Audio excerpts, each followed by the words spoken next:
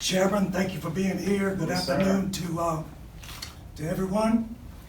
I want to thank you all for coming, and I appreciate my family, my wife Portia, my son Ian. We're expecting our other son Mike, who's on his way, but Mike was detained, so we'll just get started. I'm glad that my family is here to join me, excuse me, as we officially vow today with Chairman Bobby Moak our participation papers in the Democratic primary for the U.S. Senate seat here in Mississippi. We hope to win this primary and then go on in the fall to challenge Senator Smith, who I presume is going to be the candidate then. We're looking forward to that contest very much, and I want to tell you why. Because Mississippi is entering a new decade.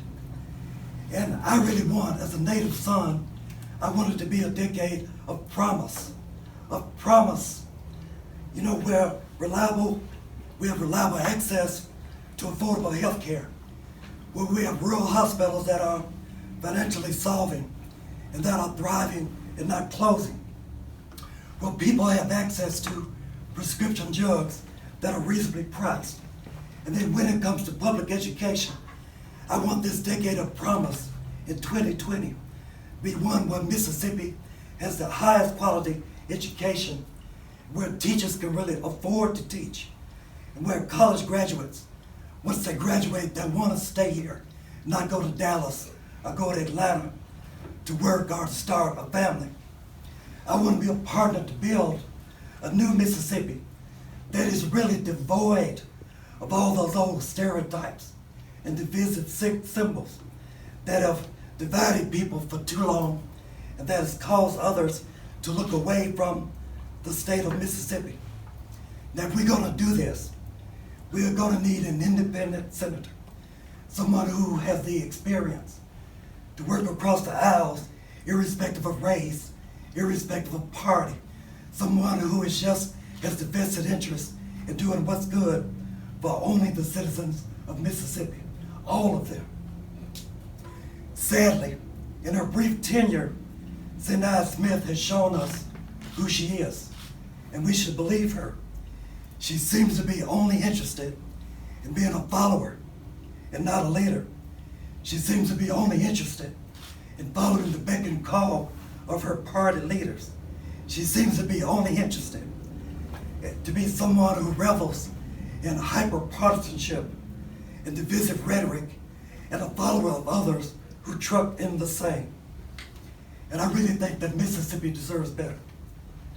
I believe that Senator Smith is hurting Mississippi. She's hurting our progress, and she's hurting our reputation. And I really think that we deserve better. And when it comes to being a follower, I can only tell you that Kentucky already has 2 senators, and we don't need Kentucky to have one of ours. So it's time that Mississippi has an advocate we can be all be proud of, someone who can bring people together, to bring good paying jobs back to Mississippi, someone who can bring quality health care to Mississippi from the Gulf Coast to Tupelo, all the way across our states. So I believe that I am that advocate because I am independent, I am experienced, I am not a follower. I've always been a leader. I don't put ideology ahead of Mississippi. I would not put party ahead of Mississippi. That's who I am. That's who I've always been. And if I'm privileged to be the next senator from Mississippi in November, that's what I'm going to do. Thank you very much.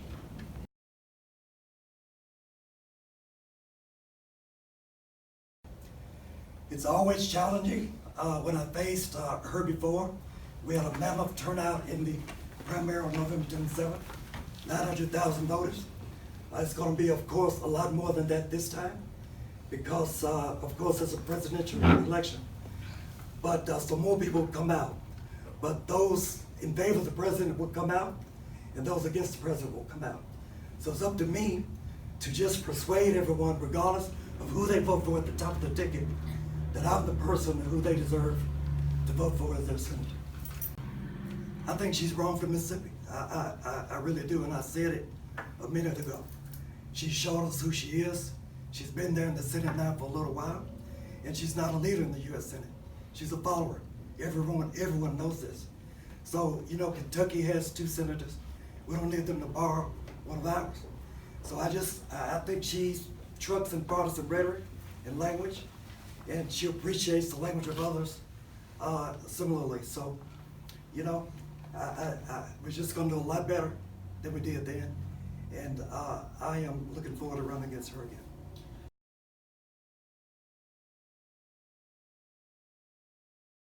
Is multifold. The first is a matter of issues. I've said those. We can do better on health care, on education. We can do better on making sure our kids remain in Mississippi and not want to go to these other places to live.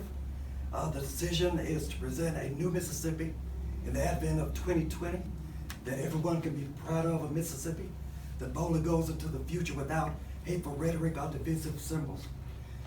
Now those are the issues, and there'll be many more that we'll get into in the course of this campaign. But if you want to talk about practical reasons, logistical reasons, and data-centric reasons, I was very disappointed on November 27th, 2018. But I spent the next few months looking at the numbers, and I believe we got 46.37% of the statewide vote in Mississippi, the most of any Democrat in 20 or more years.